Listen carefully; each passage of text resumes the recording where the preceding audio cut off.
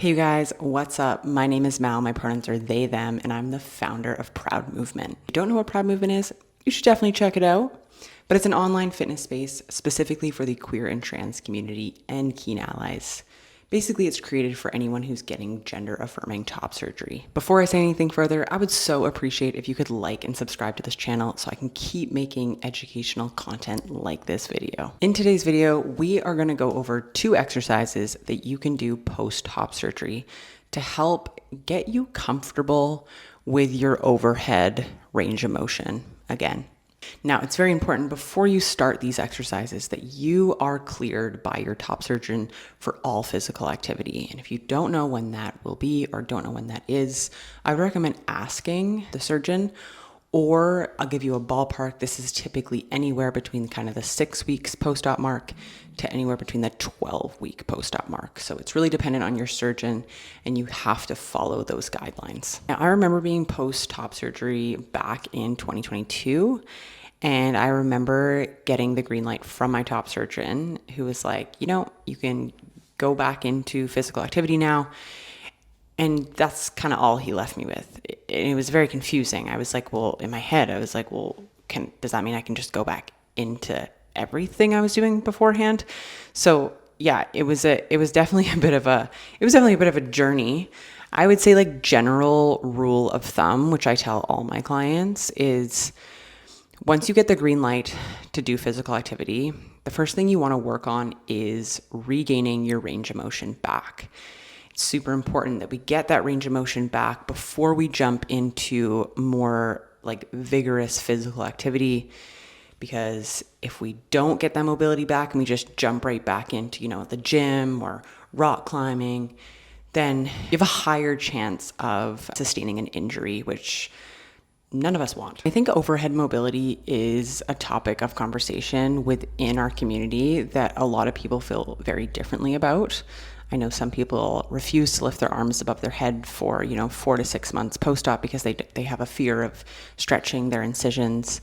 But I'm a firm believer that once you're cleared by your surgeon, it's important that we start incorporating mobility back into our everyday life, because if we don't and we just wait too long, just a lot of other things can start to happen with the body, and that's not always very fun. Anyway, let's go over these 2 movements that I would recommend you start once you're cleared by your surgeon for all physical activity.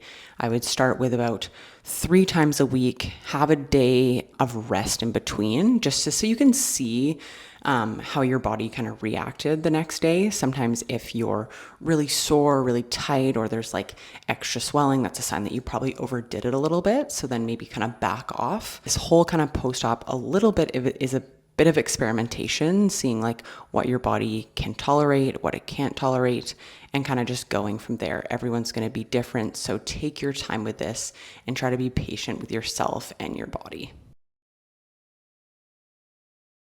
For this exercise, you're going to stand up close and personal to the wall, and then you're going to slide your palms up that wall using it as a guide. Over time, this is going to help you feel more comfortable lifting your arms up over your head. As your arms are up over your head, it is natural for your shoulder blades to slightly elevate. Keep the rib cage pulled down, keep the pelvis slightly tucked under you, and go nice and slow when you do this movement. The goal is to stay within a tolerable range of motion where you might feel a little bit of tugging, but it's not getting to the point where you're starting to worry. So always stay within a range of motion that feels comfortable enough for you. For this exercise, you're going to need a broomstick, and you need to lay on your back with a nice wide grip, overhand grip to be specific. First thing you want to do is you want to make sure that your low back stays in contact with the floor. So think about tucking your bum slightly under you so that we can keep that low back in contact with the floor as we bring the broomstick over our head with straight arms. The goal is to go nice and slow and not let that low back pop off the ground there.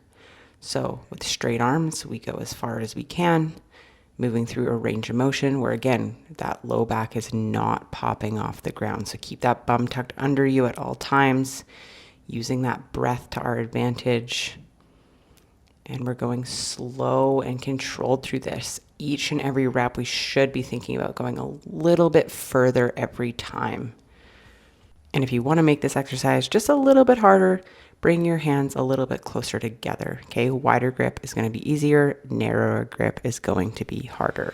If you feel like you learned anything in this video, I would so appreciate if you could like and subscribe to this channel so I can keep making educational content like this video. If you want to learn more about Proud Movement, I'm going to attach a bunch of details in the description below, so feel free to check that out.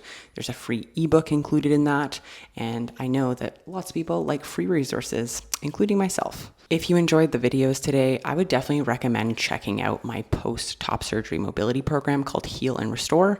It's a 60-day post-top surgery mobility course intended to get your range of motion back post-op. So check that out. It's in the description below, and it's super awesome, and there's tons of people doing it just like you. Thank you so much for watching this video today. I hope you have a wonderful day.